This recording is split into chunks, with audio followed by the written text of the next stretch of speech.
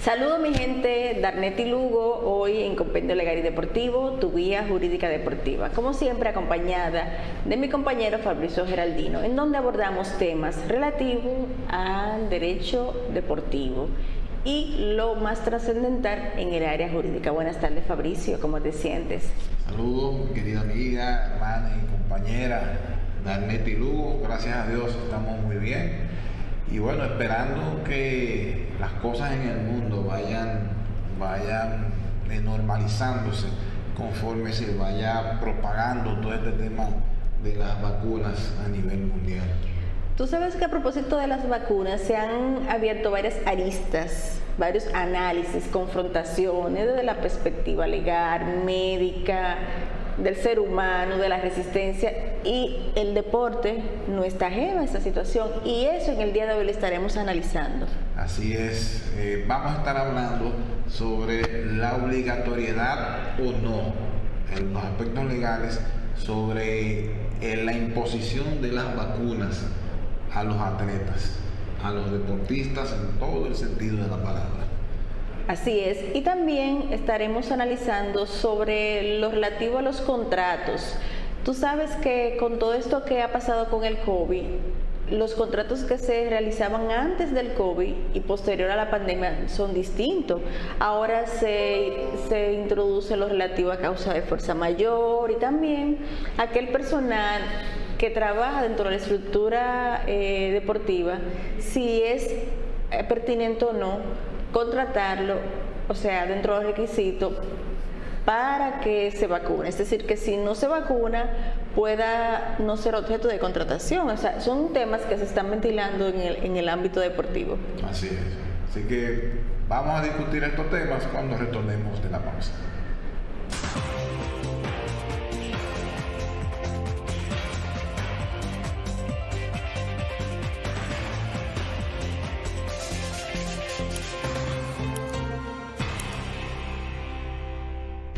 Bien, continuamos en Compendio Legal y Deportivo, tu guía jurídica, hoy miércoles 23 de febrero.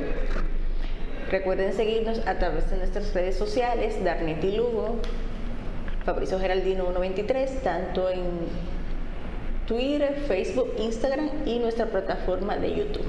Fabricio.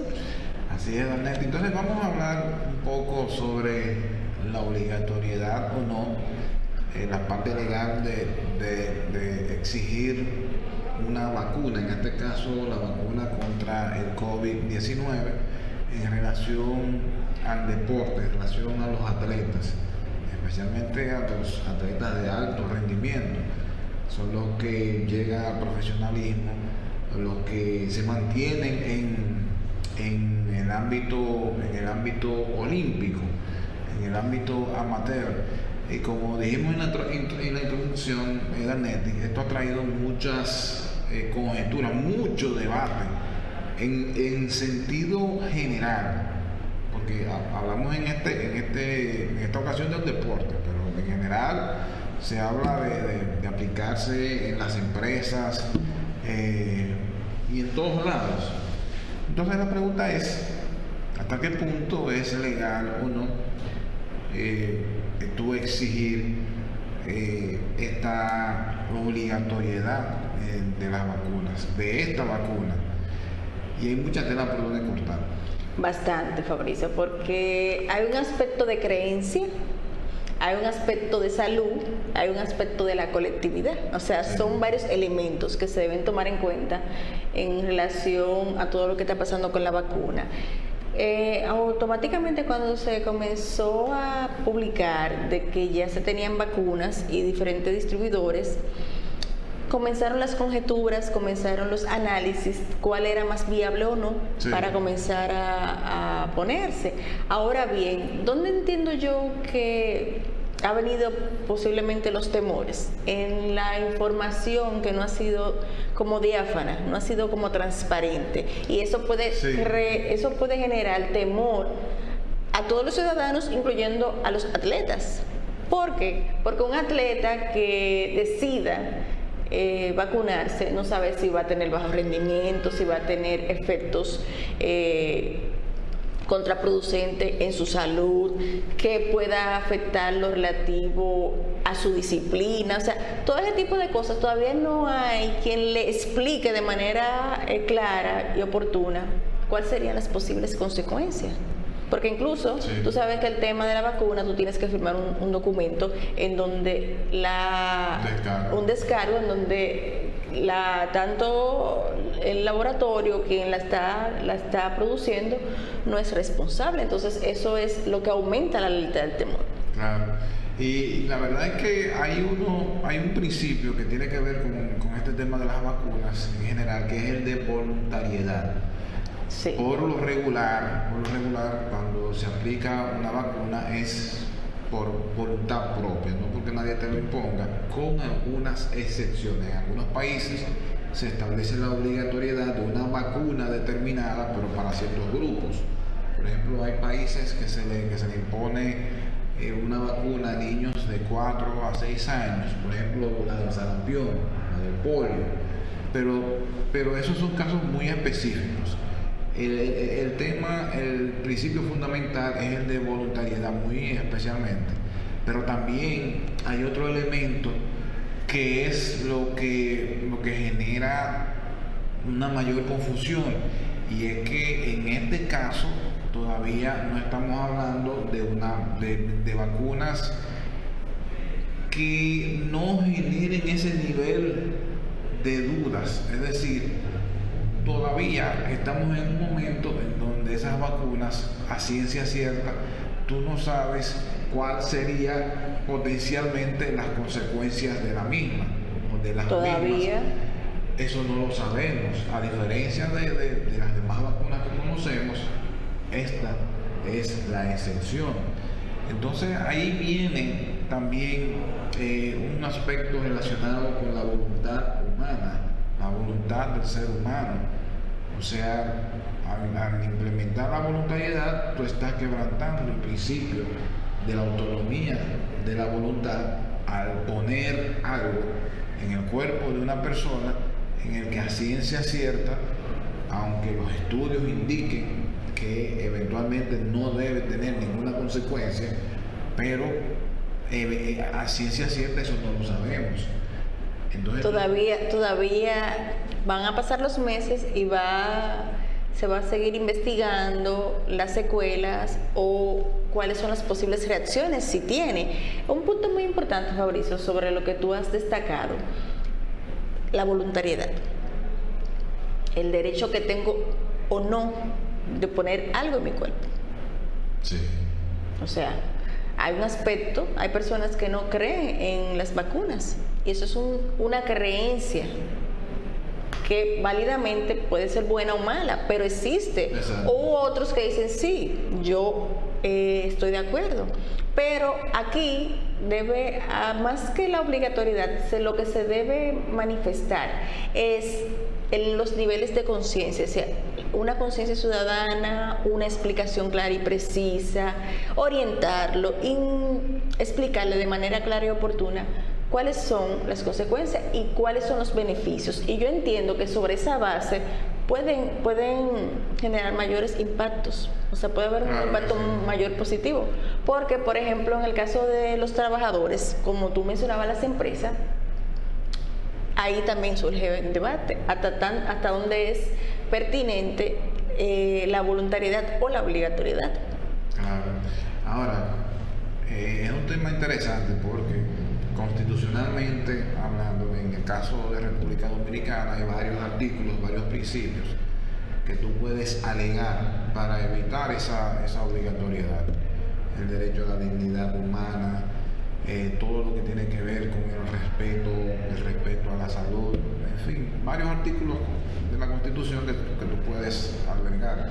Pero también hay un elemento que hay que tomar en cuenta, realmente, y es el derecho y la obligación que tiene el Estado de garantizar la salud de todos los ciudadanos, especialmente de los más vulnerables, y dentro de los más vulnerables a los más envejecientes. Entonces, una teoría, un argumento para una posible obligatoriedad en cualquier ámbito de la vida nacional, puede ser justamente ese. Vamos a establecer la obligatoriedad a ciertos grupos en ciertas circunstancias para garantizar la salud de los más vulnerables. Y si dentro de ese grupo vulnerable no quiere ponerse la vacuna. Entonces ahí viene el debate constitucional. ¿Qué debe prevalecer? En relación a las jerarquías. Exactamente. Entonces, ¿qué prevalece? ¿El derecho individual o el colectivo? Hay mucha tela por donde cortar. Exactamente. Entonces, es un tema complicado. Recuerda que cuando en los Estados Unidos un grupo de jugadores de diferentes ligas tomaron la actitud de arrodillarse ante el himno nacional de los Estados Unidos por un tema de protesta por los abusos raciales que siempre han existido y que salieron a colación en ese momento, hubo un grupo de jugadores que no estuvo de acuerdo con esa actitud. Sin embargo, constitucionalmente tú no puedes hacer nada en contra de esos jugadores porque es su derecho a entender y hacer lo que crean, lo que entiendan, representan sus mejores intereses siempre y cuando no violenten la ley. Como no violentaron la ley, estaban expresando sus sentimientos en relación a ese tema, pues se arrodillaban como una forma de protesta. Entonces, en este caso, yo no estoy muy seguro hasta dónde se puede imponer una obligatoriedad en las vacunas. Sí entiendo el por qué se impondría, especialmente en algunos grupos que sean vulnerables o en los grupos que sean más sujetos a contagiar, como los muchachos, los más jóvenes. Pero una obligatoriedad absoluta, Danetti, no veo que eso se pueda imponer ni aquí ni en muchos lugares. Hay países como Chile, por ejemplo, que tiene una ley de vacunación obligatoria, pero ya Chile tiene una tradición que viene desde el año 78, 77, 78, y igualmente es para ciertos grupos. Pero en este caso, en donde no hay esa certeza, yo creo en la ciencia y creo en lo que se ha hecho. Ojalá yo poderme haber vacunado de primero. En mi caso yo me voy a poner la vacuna porque eso es una decisión muy personal. Exacto. Pero mira que resulta, Fabricio. Lo que te quiero decir es que hay elementos que uno tiene que respetar. O sea, aquel que no se la quiere poner por tener ese tipo de miedos, eso hay que respetarlo. O porque pertenezco a una religión que entiende que eso no va con su religión. También hay que respetar ese punto, porque de hecho hubo un caso en el Constitucional. Bueno, ahí se tuvo que fallar a favor me parece que era un caso de un adventista. La transfusión de sangre. Exacto. Testigos de Jehová también. Y testigos de Jehová en relación a la transfusión de sangre, que ellos, por su creencia religiosa, no están a favor de eso. Y eso incluso se tuvo que ir al Tribunal Constitucional para que fuera conocido en relación a si era posible o no hacer la transfusión, porque estábamos, en este caso, a ver una operación de su hija o hijo. Entonces, son temas que van a llegar en un momento al Constitucional también, sí, si es procedente o no. Ahora bien, con relación a las ligas y con relación a los dueños de equipo, ellos van a salvaguardar su estructura. Esto quiere decir que si los jugadores, por temor o no, van a tener que negociar con ellos, van a tener que explicarle la importancia de la vacuna para que puedan vacunarse, porque es que va a ser insostenible que lo tengan sin vacunación. No va a ser insostenible, claro. Ahora, y no solamente los dueños de equipo, las agencias deportivas en sentido general. El comité organizador de los Juegos Olímpicos Tokio 2021 hizo algo que entiendo que es correcto, porque en un principio ellos decían de garantizar la vacuna de todos los atletas. Incluso se hablaba de imponer esa vacuna, pero dieron para atrás, recularon, y ahora de lo que se está hablando es de concienciar sobre la importancia de ponerse la vacuna. Eso es el primer punto que debe estar en la agenda, la concientización, es decir, analizar y explicar los miedos, reducir los miedos para que el atleta, todo aquel grupo que pertenezca a la liga, a la agencia, que sean parte colateral de los equipos, puedan entender de la importancia de la vacuna. Porque que si, te vamos a vacunar mañana y ni siquiera sabe cuáles son los pros, los contras, va a haber mucha resistencia, pero si abogamos o interpelamos a lo relativo a los niveles de conciencia, sí, sugerir, informar, transmitir información sobre la vacuna, entonces va a tener un impacto más positivo. Sí, claro. Mira, y es tanto así que hay atletas dominicanos, o sea, sí hay atletas de todo el mundo, o sea, atletas en plenas condiciones físicas, es decir, que están bien de salud, han expresado su temor, han expresado su ambivalencia con relación a estas vacunas.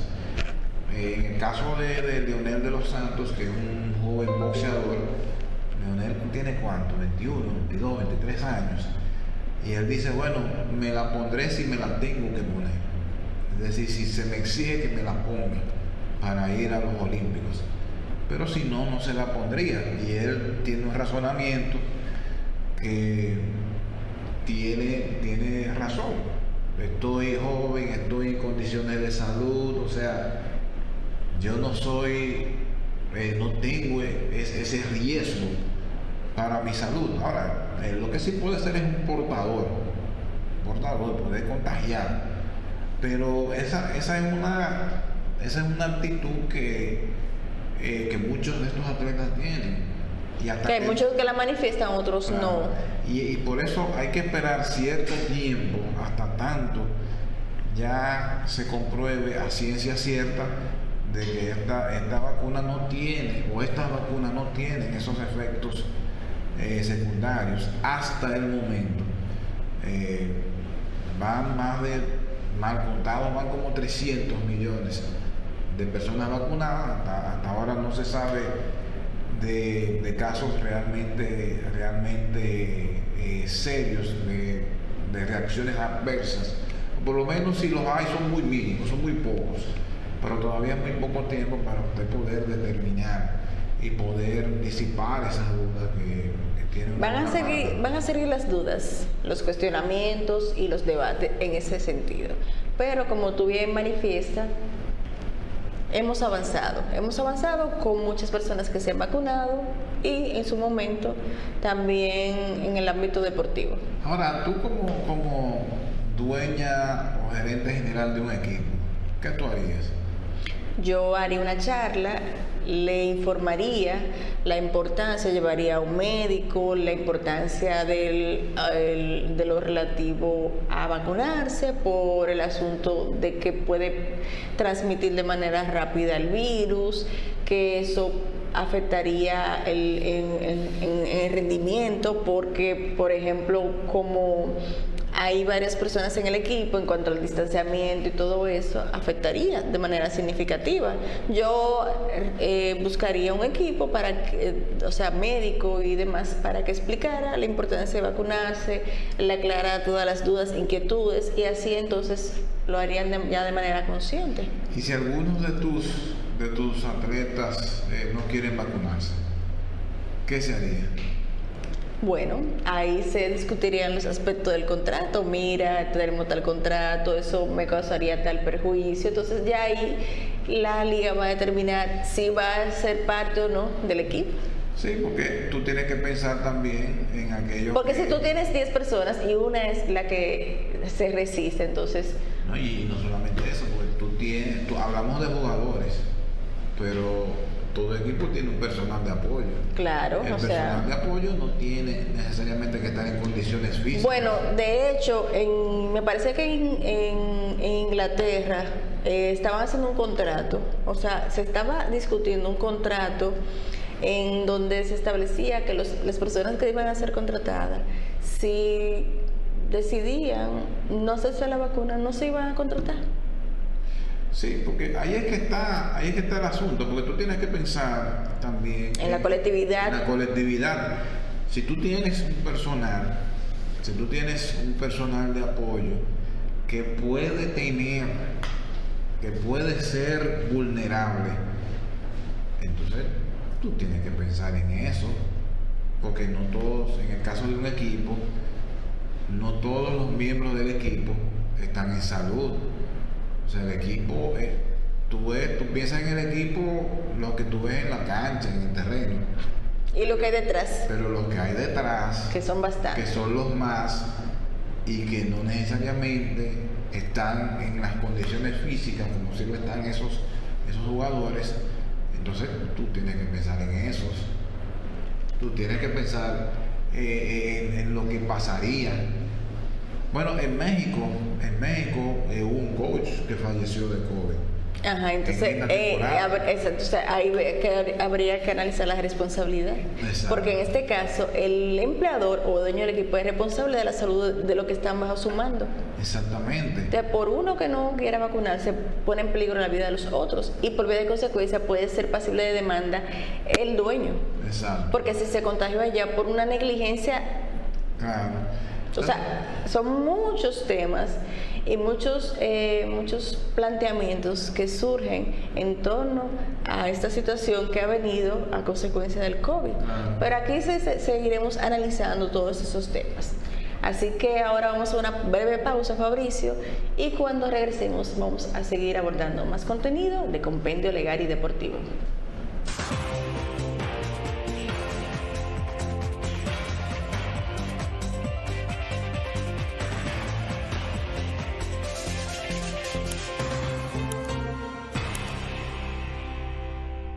Bien, seguimos con el contenido de Compendio Legal y Deportivo. A propósito de lo relativo a la discriminación, Fabricio, un tema que ha salido a la luz es la entrevista que había hecho el ex director de los Seattle, Kevin Martin, en relación a un pelotero dominicano.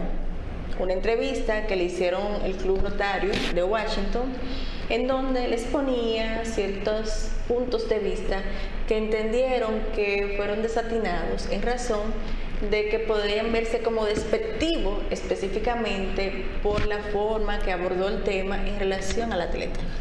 Bueno, es así, y la verdad que fueron 45 minutos desafortunados, 45 minutos que duró la entrevista, en donde él dijo una serie de elementos que me parecen interesantes y hasta buenos muchos. El asunto es que habló demasiado. ¿Entiendes tú que fue un poco excesivo, que fue más allá de lo que se le pudieron preguntar y que al momento de responder no estaba respondiendo como director ejecutivo, sino a título personal? Sí. ¿Podría desnotarse así? Sí, porque él habló, por ejemplo, de un jugador japonés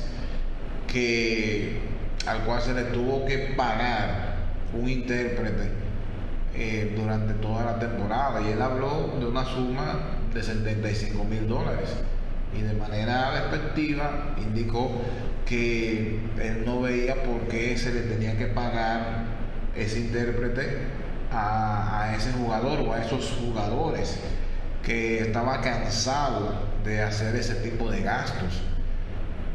Pero también, aunque él dijo cosas positivas de Julio Rodríguez, pero cuando tú hablas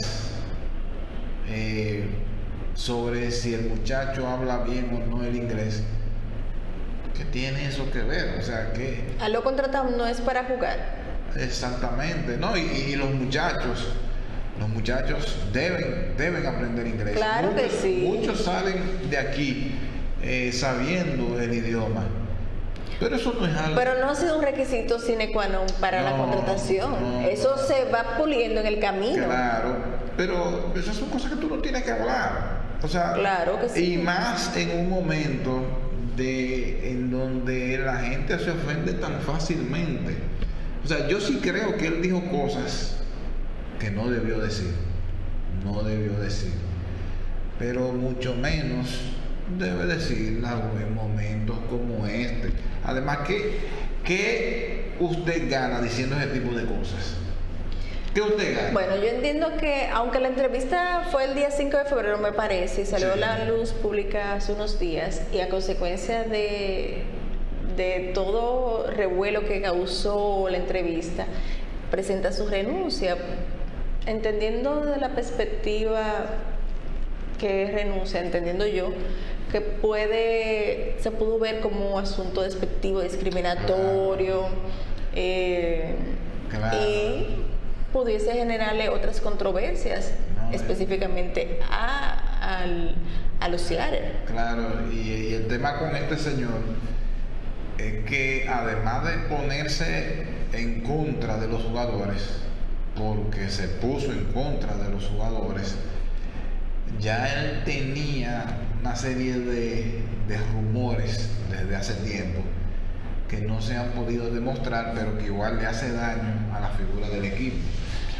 Ha habido rumores de maltrato, de acoso sexual, y bueno, ya... Son asuntos muy engorrosos. Muy engorrosos, claro que sí. Entonces, eso no se ha podido demostrar, pero ya con esto, entonces la gerencia del equipo no aguantó más y simplemente le pidió... No quiere escándalo, ¿le pidió o él de manera voluntaria? ¿Qué opinas tú? No, que le pidieron. ¿Le sugirieron? Le pidieron su renuncia, porque es más engorroso que te despidan. Claro, porque aunque esa fue una renuncia inducida, pero es más engorroso que salga el presidente del equipo diciendo que estás destituido por tales o cuales situaciones. Exactamente. Entonces lo más elegante es usted pone su renuncia. Además, en el círculo deportivo no se puede cerrar las puertas. Exactamente. Pero la verdad que él dijo ciertas cosas que no se deben permitir bajo ningún concepto. Él dijo cosas más fuertes. De ahí se refirió incluso al tema de los jugadores que no rinden, el salario que se les paga. El caso de Kyle Seager, que es uno de los principales veteranos que tiene el equipo, dijo que este señor estaba sobrepagado. Que estaba sobrevalorado. Pero ¿y cómo usted hace eso? Usted no debe decir eso de ningún jugador. Usted como parte de la industria, y mucho menos de un jugador de su organización, y muchísimo menos de un veterano de su organización.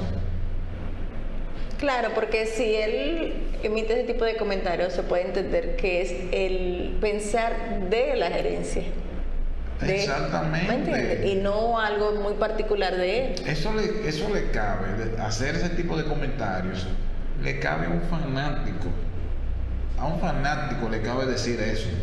Pero al presidente... Un fanático, un aficionado, que no conoce los términos ni los conceptos, las intríngulis que se manejan adentro del momento de la contratación, cuál es el rol que tiene cada atleta, los colaterales, lo que apoyan. Exactamente. Si es sobrevalorado o no, ya eso es una decisión al momento de contratarlo. Exacto, pero eso no es algo que ni él ni nadie debe referirse al respecto. Es más, ni siquiera a nivel privado.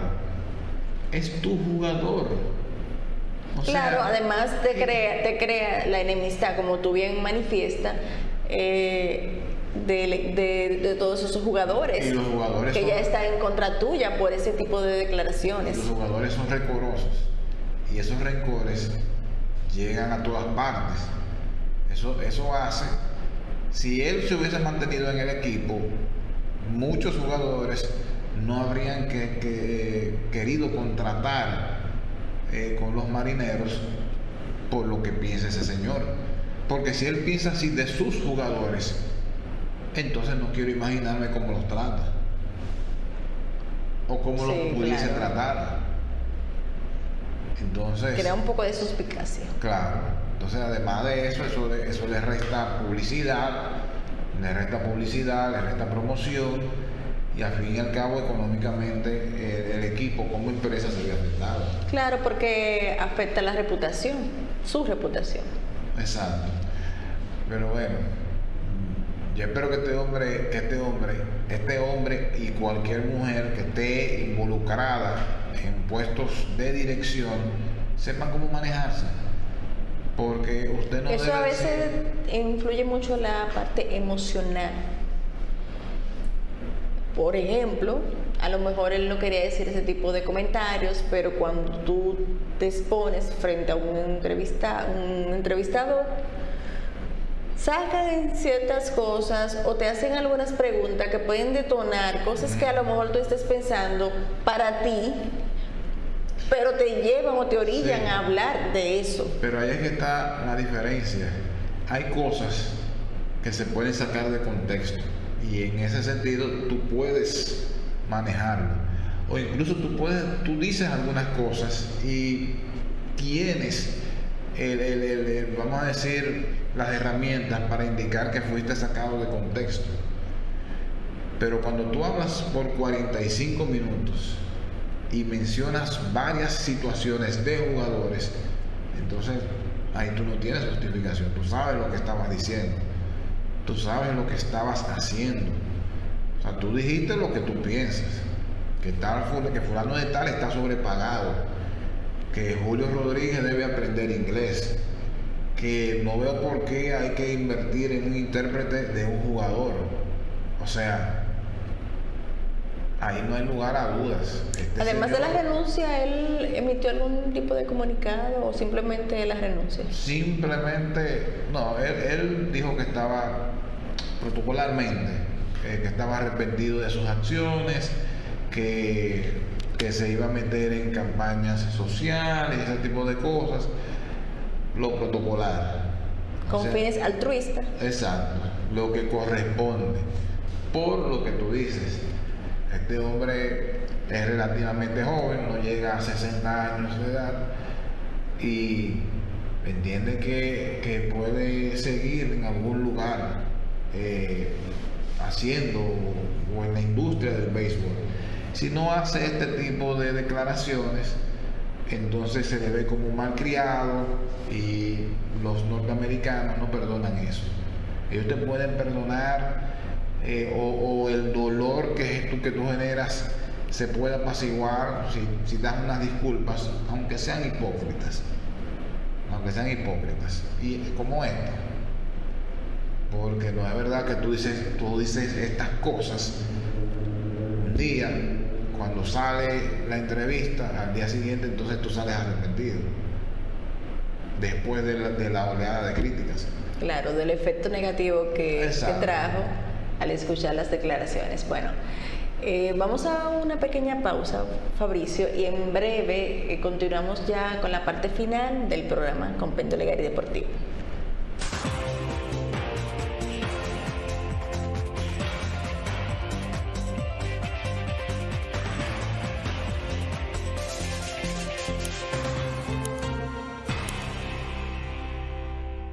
Tú sabes, Darneti, que en todo ámbito contractual debe regir un principio fundamental, que es el de buena fe.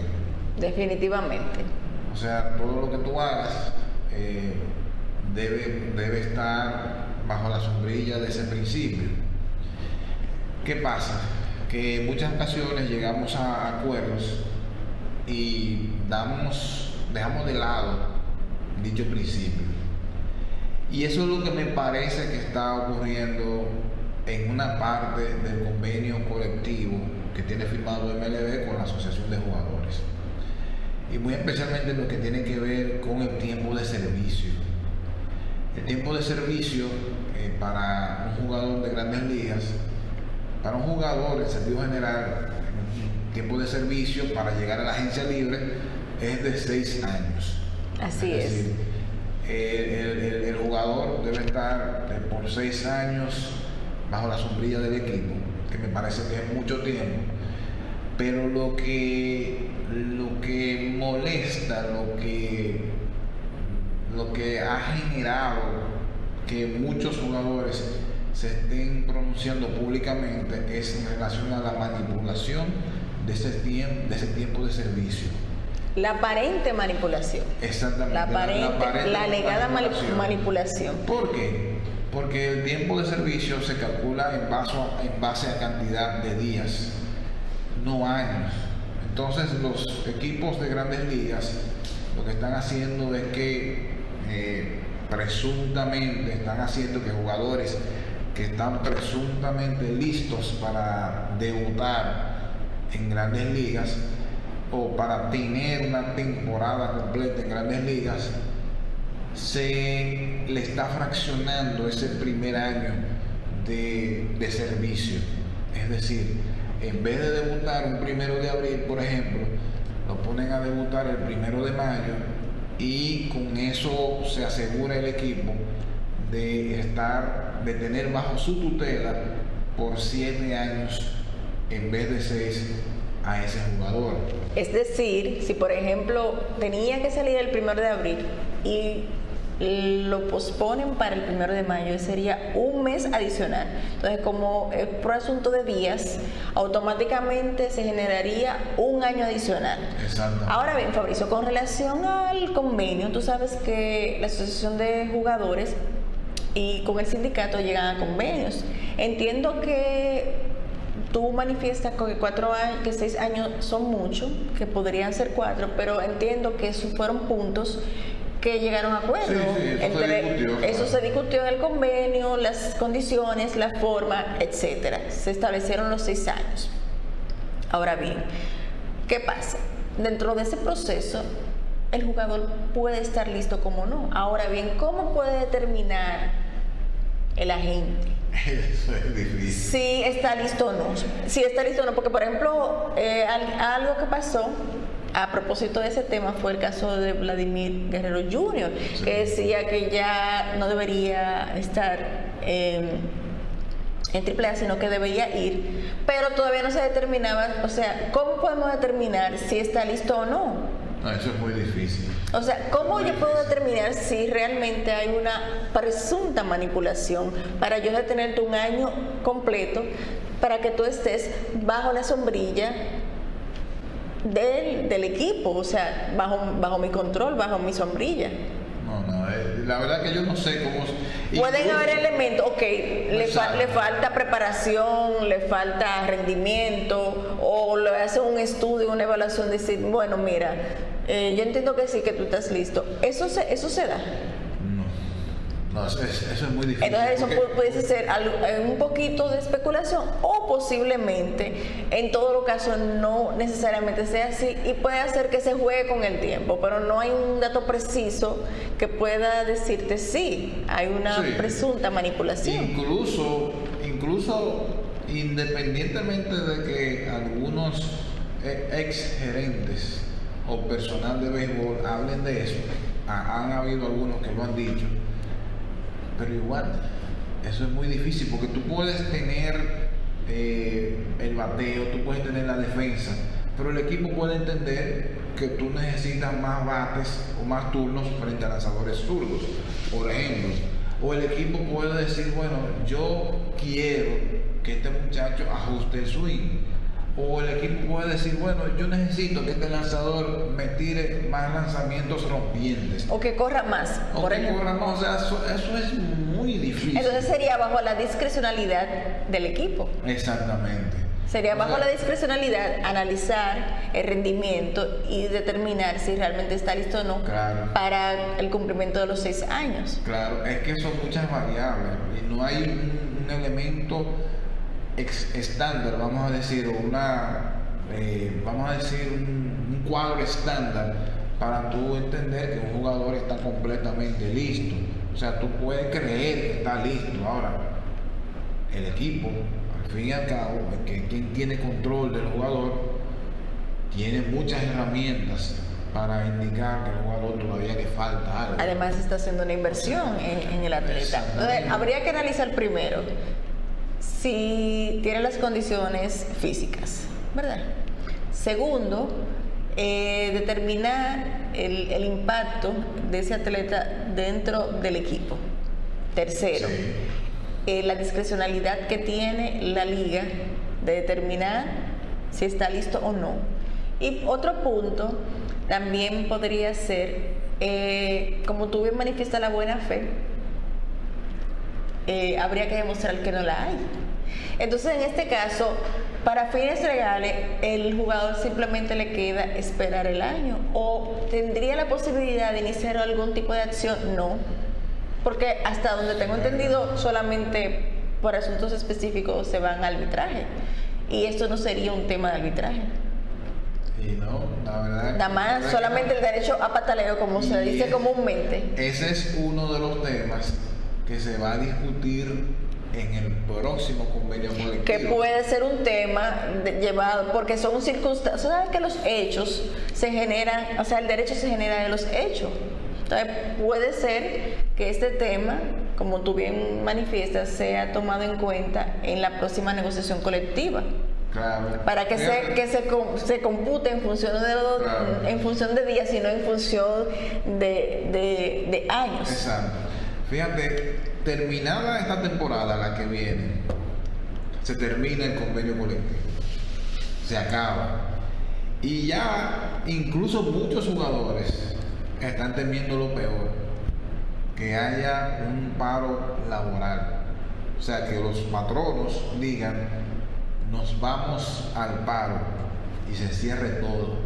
Porque hay muchas variables con todo lo que ha pasado con el COVID, el paro laboral, lo relativo a los contratos, la parte de la fuerza mayor. Exacto, pero fíjate este tema. Con relación a la temporada pasada, todo el mundo tuvo pérdidas.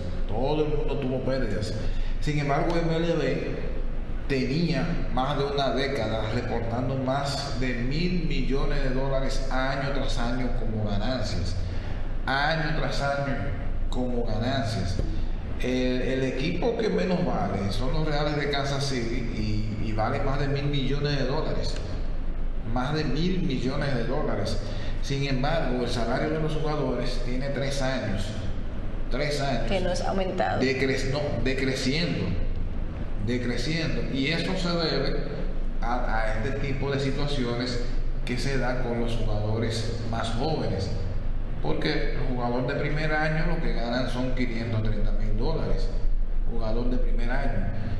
Los dueños de equipo, además, ya cuando si un jugador tiene 2 o 3 temporadas buenas, lo que hacen es que le están haciendo una extensión de contrato. Es decir, le compran los años de arbitraje, le dan 2 o 3 más por un precio relativamente barato. Entonces, ¿por qué? Por un asunto de garantía, o sea, te garantizo tiempo y renegociamos las condiciones. Te garantizo tu dinero, tú que nunca has ganado el dinero grande, te garantizo tu dinero, tú lo tienes ahí, pero a un descuento considerable. Entonces, todo eso ha hecho que el salario promedio de los jugadores haya disminuido, y eso ha disminuido tomando en consideración los contratos grandes que se les ha dado a Mike Trout, a Mookie Betts y a 2 o 3 más. O sea que el impacto de la reducción salarial ha sido mucho mayor que lo que reflejan los números fríos. Entonces ese es uno de los temas que los jugadores van a tomar en consideración al momento de renegociar un nuevo contrato de convenio, un nuevo convenio colectivo de trabajo.